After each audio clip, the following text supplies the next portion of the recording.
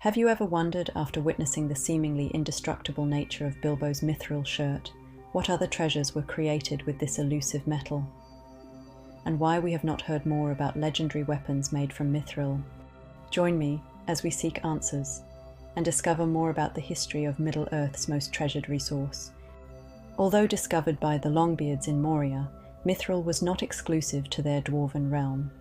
For in the Second Age, a new kingdom arose, the island of Numenor, and on this island, mithril could also be found.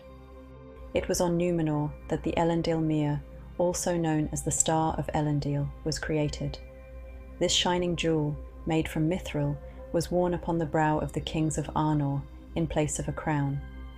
However, the Elendil Mere was lost in the Anduin when Isildur was ambushed and killed on the Gladden Fields.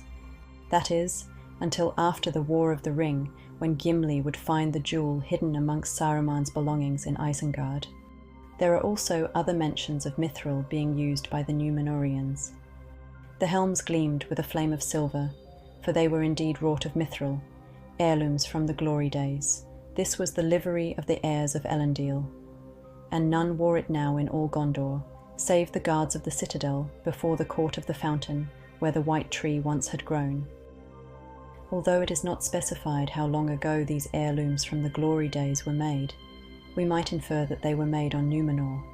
However, they could also have been made in Middle-earth from mithril gained through trade with the dwarves during the Second Age, before the line of kings was broken. But though there was evidence of mithril on Númenor, almost all of it would have been lost into the Great Sea after the destruction of Númenor, save that which Elendil's forces may have brought with them. Given Númenor's destruction, Gandalf was right when he stated the following, whilst leading the Fellowship through Moria. For here alone in the world was found Moria silver, or true silver as some have called it. Mithril is the Elvish name. The dwarves would have had access to mithril for almost 2,000 years in the Third Age, until the Balrog of Moria drove them out. So why weren't more mithril weapons and armour made by the dwarves? Well, there may be a few reasons. The dwarves tell no tale, but even as mithril was the foundation of their wealth, so also it was their destruction. They delved too greedily and too deep, and disturbed that from which they fled, Durin's bane. Gandalf explains that mithril was the basis of the dwarves' wealth. It is likely, then, that much of the mithril would have been exported to other kingdoms in exchange for gold and other treasures, which would have made the Dwarven Kingdom very rich. Further, we should not forget that one of the 7 dwarven rings was given to Durin's folk. For the time that it was in their possession, the dwarven ring gave the wearer the power to multiply whatever they mined, and was used only to gain wealth, fueling the dwarves' greed. So the acquisition of wealth and gold through the export of mithril may have been far more desirable than the crafting of indestructible weapons and armour. Even Bilbo's chainmail armour was not made for a dwarf, but meant for an elven prince. There are also practical reasons why mithril may not have been used by the dwarves. The favoured weapon of the dwarves was the axe. But this sort of chopping weapon, along with those that rely on parrying moves, would be less effective if the axe head was too light, as weight is important in determining how much force can be delivered to an Uruk-hai's groin. In any case, the dwarves were already expert craftsmen, able to craft weapons that could last for thousands of years. The scarcity of and difficulty in extracting the mithril may be another reason why the dwarves may not have used it to craft large items such as armour. Even Bilbo's shirt, which was far too small for a dwarf, was worth more than the value of the whole of the Shire and everything in it. The dwarves were not the only ones who craved mithril. It could be beaten like copper and polished like glass, and the dwarves could make of it a metal, light, and yet harder than tempered steel. Its beauty was like that of common silver, but the beauty of mithril did not tarnish or grow dim. The elves dearly loved it, and among many uses they made of it, Ithildin, star moon, which you saw upon the doors. It seems that the elves' love of mithril was not for its application in warfare, but for its somewhat magical properties.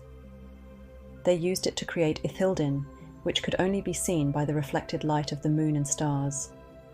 Celebrimbor used Ithilden to draw the runes upon the doors of Durin, and it also appeared on the map Thorin used to reach Erebor.